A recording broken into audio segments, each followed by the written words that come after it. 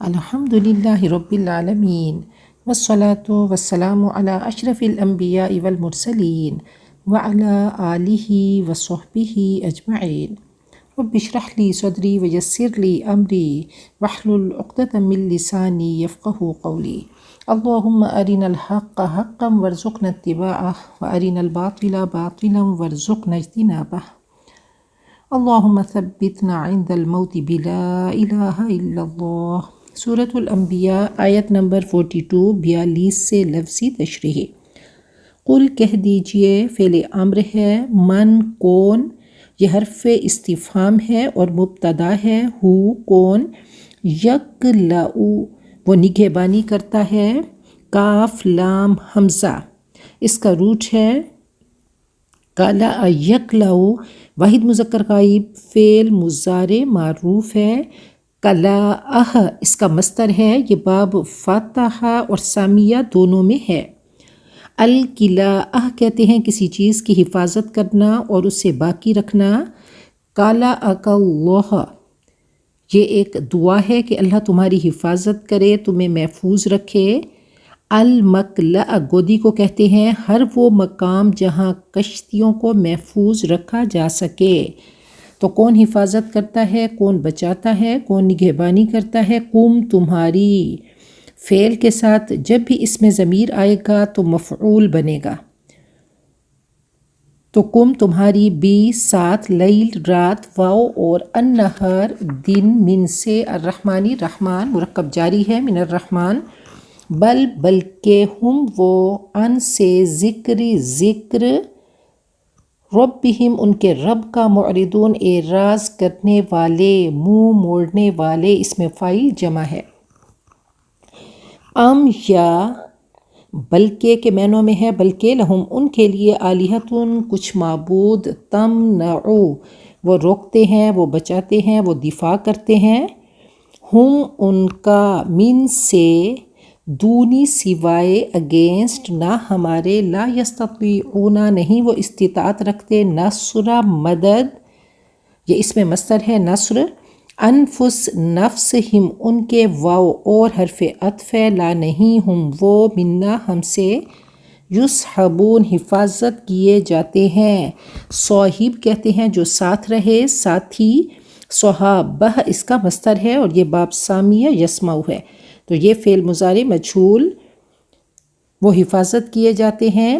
بلکہ متعنا ہم نے سامان دیا، متع یمتع تمتعی باب تفعیل ہے، جمع متکلم فعل ماضی معروف، ہؤلائی ان کو، یہ مفعول بہ ہے، واو اور آبا ہم ان کے، حتی یہاں تک کہ، یہ حرف غایہ اور اس کو حرف جر بھی ہے، حتی طال طویل ہو گئی، علی پرہم ان کے، العمر عمر زندگی، کیا فاتو لا نہیں، یرونا وہ دیکھتے، انا بے شک ہم، نأتی ہم آتے ہیں، الارض زمین کو، ننقص ناقص ینقص باب نصر ینصر ہے، جمع متکلم فعل مضارع معروف، ہم کم کرتے ہیں، ہم گھٹاتے ہیں، ہاں اس کو، من سے، اطراف طرف کی جمع کنارے، بارڈر، ہاں اس کے، کیا فاتو ہم وہ، الغالبون اس میں فاعل جمع غالب آنے والے، قل کہہ دیجئے، انما بے شک،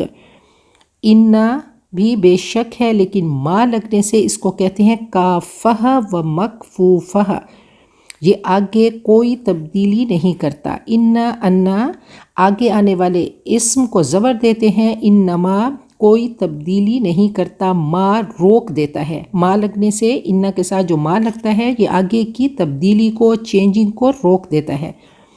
انذرو میں خبردار کرتا ہوں، واحد متکلم فعل مضارع معروف، انذر ینذر انذار سے، کم تم کو، یہ مفعول ہے، بی ساتھ، الوحی وحی ریویلیشن، واو اور لا نہیں، یسمع سنتا، الصم بہرا، الدعاء دعا کو، پکار کو، اذا جب، ما جو، یہ ما یہاں پہ زائدہ ہے، ینذرون وہ خبردار کیے جاتے ہیں، واو اور لا البتہ، ان اگر یہاں پہ حرف شرط ہے، مست چھوئے، پہنچے، ہم ان کو، نفحۃ، نفحہ جھونکے کو کہا جاتا ہے، نفحن ہوا کا چلنا، ہوا کا ہلکا سا جھونکا، یہ نفحہ ہے۔ تو استیارتاً اس کا مطلب ہے ذرا سا، تھوڑا سا۔ نفحہ بالسیف کہتے ہیں ہلکی تلوار مارنا۔ مستہم ادنا شیء من عذابہ تعالی، ہلکا سا جھونکا اللہ کے عذاب کا۔ تو نفحہ ہلکا سا، اس میں مرہ ہے ایک بار۔ نفحۃ الدم کہتے ہیں خون کے فوارے کو، نفحۃ الرح کہتے ہیں ہوا کے جھونکے کو، نفخہ پھونک مارنے کو کہتے ہیں، نفحہ اور نفخہ ملتے جلتے ہیں، نفخ فی الصور جیسے ہے، صرف ایک نقطے کا فرق ہے۔ تو نفحۃ ایک لپٹ، من سے عذابی عذاب، ربی کا تیرے رب کی، لا یقولن البتہ وہ ضرور کہیں گے۔ یاد رکھیے گا اگر لام پہ زبر ہو لا یقولن تو ایک شخص کے لیے، اور لن یہ جمع کا صیغہ ہے۔ لام تاکید بانون ثقیلہ، البتہ وہ سب ضرور کہیں گے۔ یا ہائے ویل شامت، نہ ہماری، انا بے شک ہم، کنہ ہم تھے، ظالمین ظالم کی جمع، واو اور نادعو ہم رکھیں گے، ودع یدعو با فتح یفتح ہے جمع متکلم، فعل مضارع معروف، وضع کہتے ہیں نیچے رکھنا یعنی قائم کرنا، کہ ہم قائم کریں گے میزان عدل، اور وضع تیز رفتاری سے چلنا، وضعت الدابۃ فی سیرہا کہتے ہیں سواری تیز رفتاری سے چلی، والا اودع خلالکم قرآن پاک میں ہے کہ دوڑتے پھرتے، دوڑنے پھرنے کے معنوں میں ہے تمہارے درمیان، وضع خلق اور ایجاد کے لیے بھی آتا ہے، وضعت الحمل بھی کہا جاتا ہے، وضع نیچے رکھ دینے کے معنوں میں بھی ہے کہ اکواب موضوعہا، اور وضع حمل کہتے ہیں بوجھ اتارنا، اسی سے موضع ہے رکھنے کی جگہ، اس کی جمع مواضع جگہیں یا موقع، جیسے یحرفون الکلم عن مواضعہ، تو رکھنے کے خلق کے معنی میں ہے کہ ان اول بیت وضع للناس، جو لوگوں کے لیے بنایا گیا، وضعت الحمل کہتے ہیں میں نے بوجھ اتار دیا۔ تو نادعو ہم رکھیں گے، انشاءاللہ ہم دیکھتے رہیں گے بلاغہ پرسپیکٹیو میں بھی اور گرامر کے پرسپیکٹیو میں، ہم ان الفاظ کو دیکھتے رہیں گے، ایک لفظ سے کتنی دنیا نکل آتی ہے۔ تو نادعو ہم رکھیں گے الموازین، یہ میزان کی جمع ہے، موازین میزان، سکیلز، القسط انصاف، لی واسطے یوم دن، القیامتی قیامت کے، فاتو فا حرف عطف جوڑنے کے لیے آتا ہے جملے کو، لا نہیں، تظلم ظلم کی جائے گی، ظلم یظلم باب ضرب یضرب ہے، اور یہ واحد مؤنث غائب فعل مضارع مجہول ہے، اور یہ منفی ہے، لا لگنے سے منفی ہو گیا۔ نہ ظلم کی جائے گی نفسن کوئی جان، شیئا کچھ بھی، واو اور نفس کو نائب الفاعل کہتے ہیں، شیئا کچھ بھی یہ مفعول مطلق ہے، واو اور پھر واو حرف عطف ہے، ان اگر کانا ہے، مثقال یہ اسم مفرد ہے، اس کی جمع مساقیل ہے، ثقل ثا قاف لام اس کا روٹ ہے، ثقل بوجھ کو کہتے ہیں، مثقال ویٹ وزن، حبہ ایک دانہ گرین، حبہ اناج کا دانہ گندم کا دانہ، حب یا حبہ اس کو کہتے ہیں، اس کی جمع حبوب ہے، اور دوائی کی گولی کو بھی حبہ کہتے ہیں۔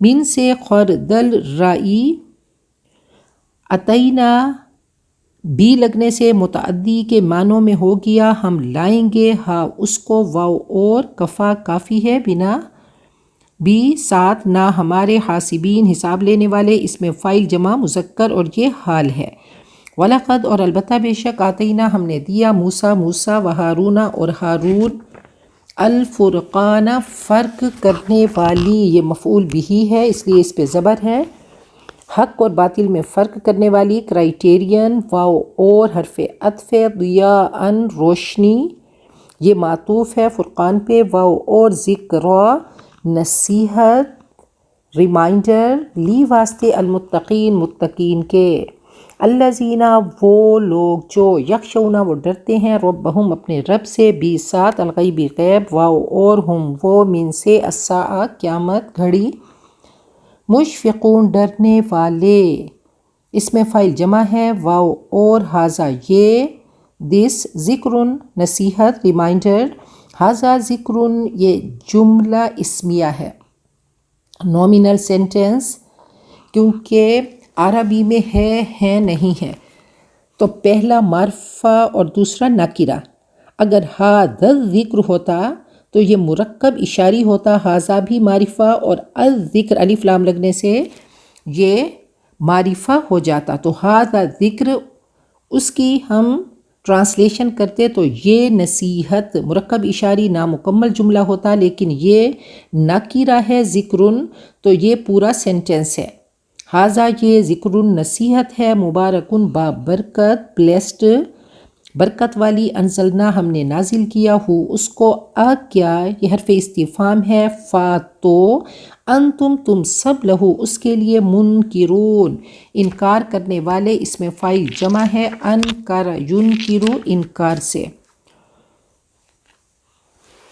آیت نمبر 42 سے تشریحی، قل کہہ دیجئے اے نبی پوچھئے، من یکلؤکم باللیل والنہار من الرحمن، کون تمہاری حفاظت کرتا ہے رات اور دن رحمان سے، بل ہم عن ذکر ربہم موردون، بلکہ وہ اپنے رب کی نصیحت سے منہ موڑے ہوئے ہیں۔ تو اللہ تعالیٰ بار بار وارن کرتے ہیں کہ اے انسان، تیری حفاظت کون کرتا ہے، کون نگہبانی کرتا ہے؟ اللہ نے تیرے ساتھ اپنے باڈی گارڈز لگا رکھے ہیں، اور یہ موت تمہیں پروٹیکٹ کرتی ہے جب تک تمہاری زندگی کی سانسیں جو اللہ نے گن کر تمہارے اندر رکھیں وہ ختم نہیں ہوتی ہیں، تو اللہ تعالیٰ تمہاری حفاظت فرشتوں کے ذریعے کرتے ہیں۔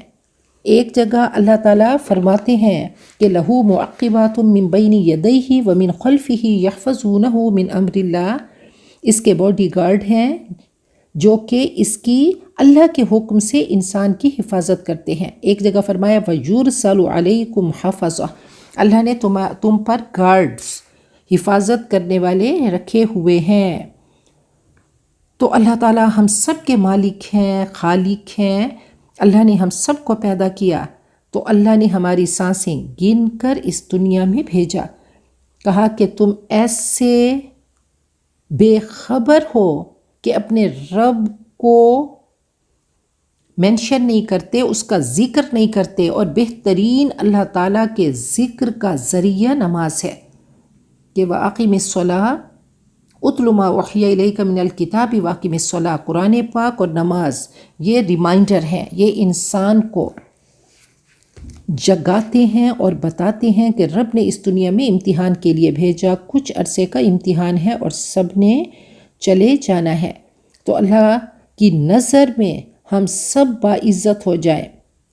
تو اصل خوف کس کا ہونا چاہیے؟ آخرت کی رسوائی کا، وہاں کی عزت پرماننٹ ہے، وہاں کی نعمتیں دائمی ہیں، تو اللہ تعالیٰ کا راستہ تو کلیئر ہے کہ اہدنا الصراط المستقیم، یہ قرآن پاک اللہ تعالیٰ کا صراط مستقیم ہے، صراط السوی ہے، یہ سیدھا راستہ ہے کہ اس کو اپنی زندگی میں لے کر آئیں گے تو انشاءاللہ بہترین مسافر بنیں گے۔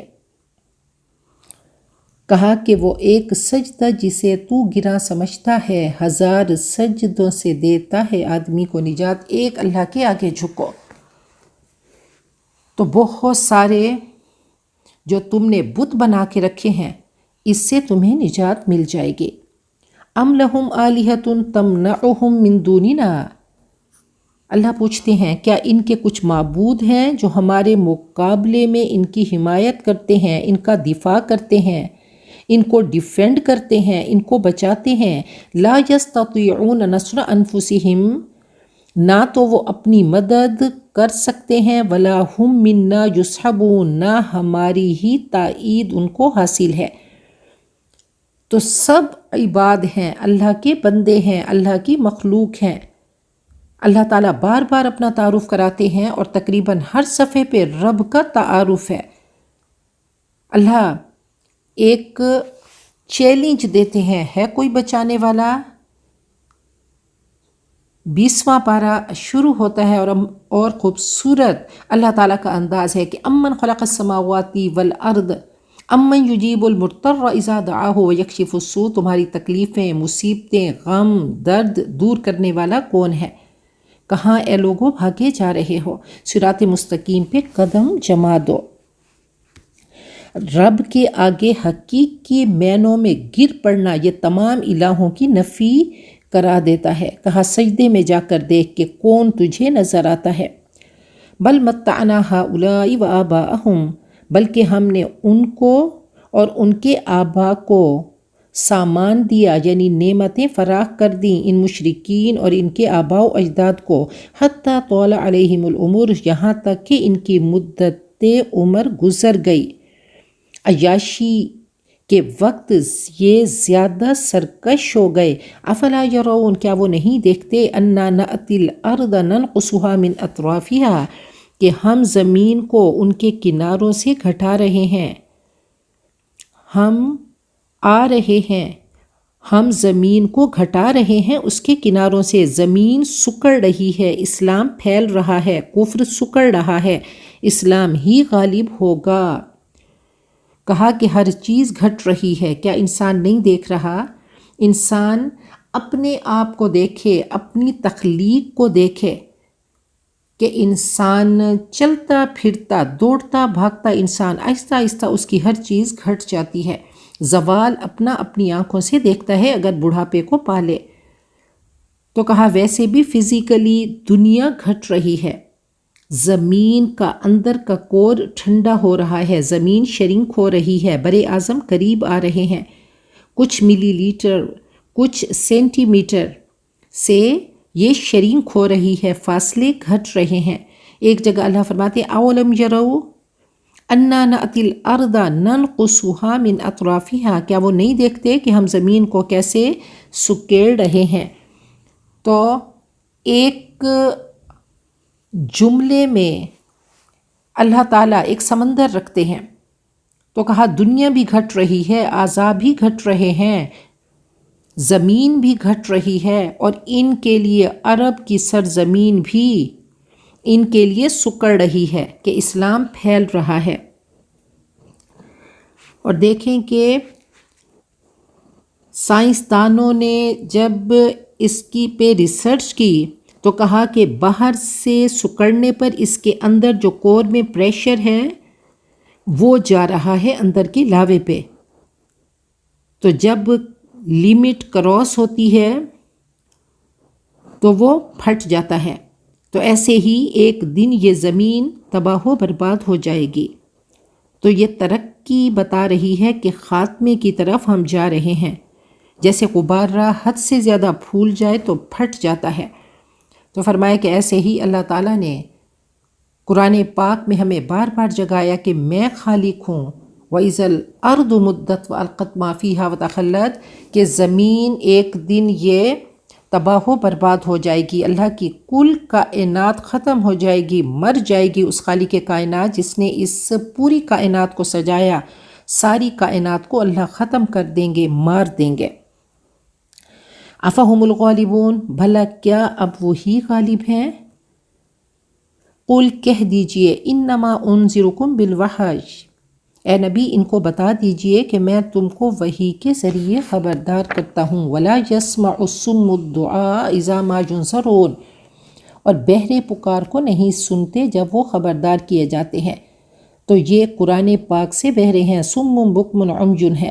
کہا رب کی پکار ہے، رب کی صدا ہے، رب کی وارننگ ہے، لیکن ان کو سمجھ نہیں آ رہی۔ یہ خودی کو انہوں نے قتل کر دیا۔ کہا خودی کو ایکسپلور کرو۔ علامہ صاحب فرماتے ہیں خودی کے زور سے دنیا پہ چھا جا، مقام میں رنگ و بو کا راز پا جا، برنگ بحر ساحل آشنا رہے، کف ساحل سے دامن کھینچتا جا، جب تک اس خودی پہ محنت نہیں ہوگی۔ کہا کہ اس سے پہلے کہ دنیا ہمیں باہر نکال دے، ہم دنیا کو دل سے باہر نکال دیں۔ تو فرمایا یہ بہرے ہیں، ان کو پکار اللہ کی سنائی نہیں دے رہی۔ وَلَئِن مَسَّتْهُمْ نَفْحَةٌ مِّنْ عَذَابِ رَبِّكَ، اگر ان کو تیرے رب کا ہلکا سا عذاب، ایک لپٹ بھی پہنچے، لَيَقُولُنَّ، تو یہ ضرور کہیں گے، یا وَيْلَنَا إِنَّا كُنَّا ظَالِمِينَ، ہائے ہماری شامت، ہم ہی ظالم تھے۔ پورے قرآن پاک میں سب سے ہلکے عذاب کا یہاں ذکر ہے۔ تو کہا ہلکا سا عذاب بھی ان کو اگر چھوئے گا تو اس وقت ان کو احساس ہوگا اور کہیں گے کہ ہائے ہم ظالم تھے۔ وَنَضَعُ الْمَوَازِينَ الْقِسْطَ لِيَوْمِ الْقِيَامَةِ، ہم انصاف کا ترازو قیامت کے دن رکھیں گے۔ فَلَا تُظْلَمُ نَفْسٌ شَيْئًا، ذرا برابر کوئی انسان ظلم نہ کیا جائے گا۔ وَإِنْ كَانَ مِثْقَالَ حَبَّةٍ مِّنْ خَرْدَلٍ، اور اگرچہ رائی کے دانے کے برابر بھی وزن ہوا، أَتَيْنَا بِهَا، ہم اسے سامنے لے آئیں گے۔ وَكَفَى بِنَا حَاسِبِينَ، اور ہم حساب لینے والے کافی ہیں۔ فرمایا کہ لا تحقرن من المعروف شیئا ولو ان تلقى اخاك بوجه طلق، تھوڑی سی نیکی کو بھی حقیر مت سمجھو۔ فمن يعمل مثقال ذرة خيرا يرى، ذرا برابر بھی ہوگا، رائی برابر، ڈاٹ برابر، تو وہ بھی تلے گا۔ کہا کہ روز محشر ہر میزان پر ایک فرشتہ مقرر ہوگا، تلنا شروع ہوگا۔ نیکیوں کا پلڑا اگر بھاری ہوا تو فرشتہ اعلان کرے گا کہ یہ کامیاب، اب کبھی محرومی اے انسان تجھے نہیں ہوگی۔ تو فرمائے کہ ہم حساب لینے کے لیے کافی ہیں۔ ایک شخص آئے اور کہنے لگے ان لی مملوکین یکذبوننی ویخونوننی ویعصوننی، میرے کچھ غلام ہیں جو مجھ سے جھوٹ بولتے ہیں، خیانت کرتے ہیں، نافرمانی کرتے ہیں، واشتمہم وادربہم، میں ان کو برا بھلا کہتا ہوں اور مارتا ہوں، فکیف انا منہ، میرے ساتھ کیا ہوگا؟ فقال اذا کان یوم القیامۃ یحاسب ما خانوک وعصوک وکذبوک وعقابک ایاہم، فإن کان عقابک ایاہم بقدر ذنوبہم کان کفافا لا لک ولا علیک۔ کہا کہ قیامت کے دن جب ترازو تولا جائے گا تو ان کی خیانتیں، نافرمانی اور جھوٹ بھی تولا جائے گا، اور تمہاری سزا کو بھی تولا جائے گا۔ اگر دونوں برابر ہوئیں تو بس کام برابر، حساب برابر، نہ تجھے سزا ہوگی نہ ان کو۔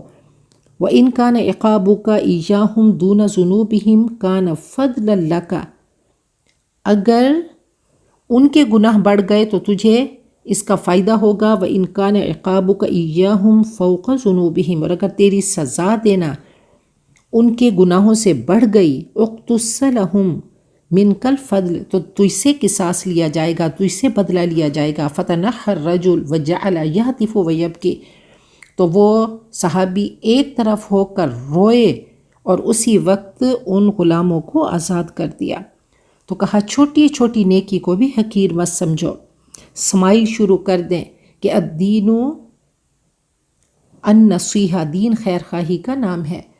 اور فرمائے انما الاعمال بالنیات، اعمال کا دار و مدار نیتوں پہ ہے۔ صرف اسی حدیث سے مبارکہ کو لے لیں کہ ہر کام کو نبی اکرم صلی اللہ علیہ وسلم کی ذات مطہرہ سے اٹیچ کریں کہ میرے نبی کا فیس اسمائلنگ تھا، آپ کا بول پیارا تھا، آپ کی چال پیاری تھی، تو ہر چیز میں آپ کو فالو کریں اور آپ کے قریب ہوں تو انشاءاللہ جنت میں ہمیں آپ کا پڑوس ملے گا۔ تو فرمایا قل ان کنتم تحبون اللہ فاتبعونی، اگر اللہ سے پیار ہے تو نبی اکرم صلی اللہ علیہ وسلم کی زندگی کو فالو کرو گے تو یحببکم اللہ، اللہ تم سے پیار کرے گا، ویغفر لکم ذنوبکم، اور تمہارے گناہ اللہ معاف کرے گا۔ کیسے پیارے انسینٹیو آپ نے دیے، فرمایا کلمتان خفیفتان علی اللسان ثقیلتان فی المیزان حبیبتان الی الرحمن، سبحان اللہ و بحمدہ سبحان اللہ العظیم، دو کلمات کہا زبان پر ہلکے، میزان میں بھاری، اور رب کو بہت پیارے ہیں، سبحان اللہ و بحمدہ سبحان اللہ العظیم۔ تو فرمایا کہ روز محشر ایک آدمی کو تمام اہل محشر کے سامنے بلایا جائے گا، اس کے کم از کم 100 دفتر کھولے جائیں گے، حد نگاہ کاپیاں اس کی پھیلی ہوں گی۔ اللہ تعالیٰ پوچھیں گے کیا کسی کام سے انکار ہے؟ کہیں فرشتوں نے تم پہ ظلم تو نہیں کیا؟ کہیں غلط انٹری تو نہیں ہوگی؟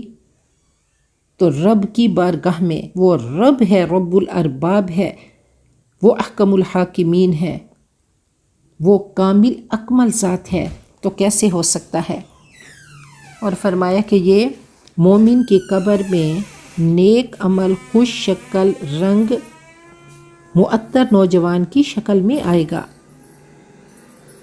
تو نیک اعمال پرسونیفائی ہوں گے اور قبر میں انسان کو کے بہترین ساتھی بنیں گے۔ ایسے ہی فاجر کے پاس برعکس ہوں گے کہ بری شکل میں آئیں گے اور اس کو ڈرائیں گے۔ وَلَقَدْ آتَيْنَا مُوسَىٰ وَهَارُونَ الْفُرْقَانَ وَضِيَاءً وَذِكْرًا لِلْمُتَّقِينَ، ہم نے حضرت موسیٰ اور ہارون کو فرقان عطا کیا اور روشنی اور متقین کے لیے نصیحت۔ تو یہ 3 چیزیں اللہ نے بتا دیں تورات کے لیے۔ ایسے ہی قرآن پاک اللہ کی کتابیں کہ سب سے پہلے فرقان، پھر ضیاء کہا، نور کہا، روشنی کہا، اور پھر متقین کے لیے نصیحت۔ تو 3 چیزیں ملنے سے، فرقان، ضیاء اور ذکرہ ملنے سے انسان متقی بنتا ہے۔ ذکرہ ہے قرآن پاک، اس سے اگر ڈسکنیکٹ ہوں گے تو اندر کی روشنی مدھم ہو جائے گی، شیطان حملہ آور ہوگا۔ قرآن پاک تو گلیٹر کی طرح ہے، اس میں پاور ہے۔ انسان کے اندر جب انسان قرآن پاک پڑھتا ہے تو اس کے اندر ایک کسوٹی، ایک کرائٹیرین، ایک معیار پیدا ہو جاتا ہے۔ جب تک وہ قرآن پاک پڑھتا رہتا ہے اس کو ایبزورب کرتا ہے، ایبزورب کرتے کرتے اس کو پینیٹریٹ کرتا ہے، تو کئی سالوں کے بعد کرائٹیریا پیدا ہو جاتا ہے، نور پیدا ہو جاتا ہے، وہ گلیٹر چمکنے لگتا ہے، شائن کرتا ہے، خود بھی شائن کرتا ہے اور اس کی گلیٹرنگ دوسروں پہ ایفیکٹ کرتی ہے۔ تو ہر چیز کے ریپرکشن ہوتے ہیں۔ تو فرمایا کہ دوسروں پر اثر ہوتا ہے، یہ اعمال بھی کنٹیجیس ہوتے ہیں، متعدی ہوتے ہیں کہ نیک اعمال کرنے والے شخص کے ساتھ بیٹھ کر اس کی گلیٹرنگ لے کر آتے ہو، اس کی خوبصورت وائبس لے کر آتے ہو، اور برے انسان کے ساتھ بری وائبس لے کر آتے ہو، وہ ظلمات لے کر آتے ہو۔ سوچ اور عقیدہ درست ہوتا ہے فرقان کی وجہ سے، پھر نور کی روشنی میں اعمال ڈھل جاتے ہیں، ریفلیکٹ کرتے ہیں۔ پھر ذکرہ، یہ پاور سپلائی ہے۔ اگر ذکرہ روک دیا، پھر اس کو پیچھے لے کر آئیے کہ اگر ذکرہ روک دیا، قرآن پاک سے دور ہو گئے تو ضیاء بھی کم ہوگا اور فرقان بھی ڈسٹورٹ ہوگا، خراب ہوگا۔ کہ جیسے کمپیوٹر کی بیٹری لو ہو تو ایرر دینے لگتا ہے، اگر اس کو ڈسکنیکٹ کریں گے تو روشنی مدھم ہوگی اور شیطان حملہ آور ہوگا۔ اگر قرآن پاک کو چھوڑ دیا تو سوچ اور عمل خراب ہوگی۔ آخرت سنوارنے کے لیے قرآن پاک کو پڑھنا ہے۔ ہم سب کا مقصد دنیا آخرت کو بیوٹیفائی کرنا ہے۔ قرآن پاک اس ذکرہ کے ذریعے اس کو ایبزورب کرنا ہے اپنے اندر، تو انشاءاللہ متقین کی لسٹ میں آئیں گے۔ قرآن پاک اچھے اور برے کا فرق بتاتا ہے، پھر روشنی کا احساس ہوتا ہے، ضیاء کا احساس ہوتا ہے۔ قرآن پاک نور ہے اور آپ سراج منیر ہے۔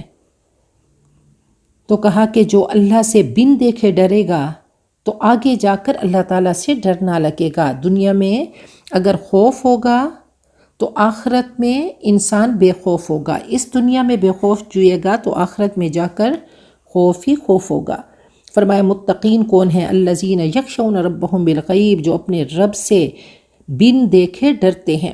وہم من الساعۃ مشفقون، اور انہیں قیامت کا کھٹکا لگا ہوا ہے، ہر وقت ڈرتے رہتے ہیں۔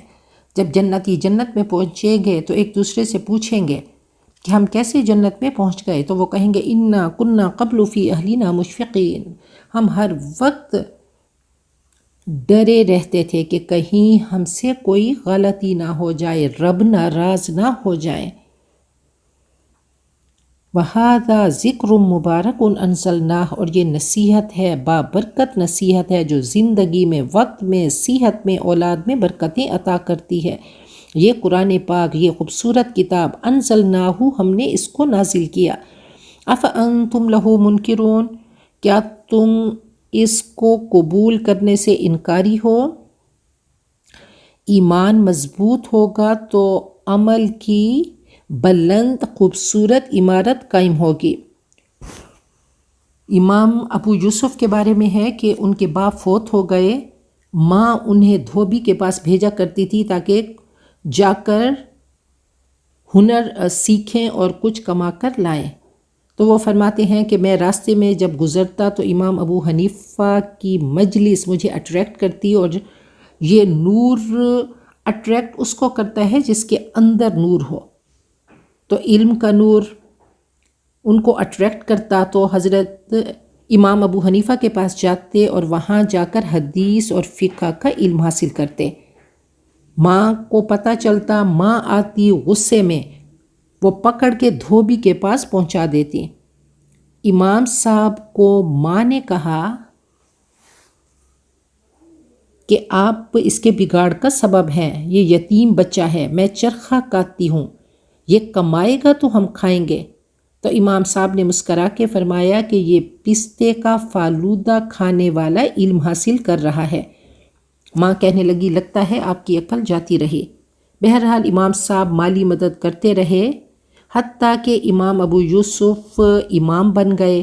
عباسی حکومت نے ان کو قاضی بنا دیا۔ اب وہ ہارون رشید جو اس وقت کا بادشاہ تھا، اس کے دسترخوان سے کھانا کھایا کرتے تھے۔ ایک روز پستے والا فالودہ آیا تو امام صاحب ہنسے اور کہا کہ یہ امام ابو حنیفہ نے میرے بارے میں کہا تھا کہ ایک وقت آئے گا یہ پستے والا فالودہ کھائے گا۔ تو ہارون رشید نے کہا میری زندگی کی قسم، علم آدمی کو بلند کرتا ہے۔ ابو حنیفہ عقل کی آنکھ سے وہ دیکھتے تھے جو کہ سر کی آنکھ سے لوگ نہ دیکھ سکتے تھے۔ ماں کی آنکھ وہ نہ دیکھ سکی جو عقل کی آنکھ نے دیکھ لیا۔ تو اللہ کرے اس بابرکت ذکر سے ہم جڑے رہیں، دنیا آخرت کی کامیابیاں اللہ ہم سب کا مقدر بنائے، اور دنیا آخرت کے شرور، مصیبتوں، پریشانیوں، تکلیفوں، بے حیائیوں، برائیوں سے، ذلتوں سے، مرضوں سے، قرضوں سے، بیماریوں سے اللہ ہم سب کو، ہماری نسلوں کو، امت مسلمہ کو بچائے، اور اللہ ہم سب کا خاتمہ بالخیر کرے۔ بارک اللہ لی ولکم فی القرآن العظیم ونفعنی وإیاکم بالآیات والذکر الحکیم۔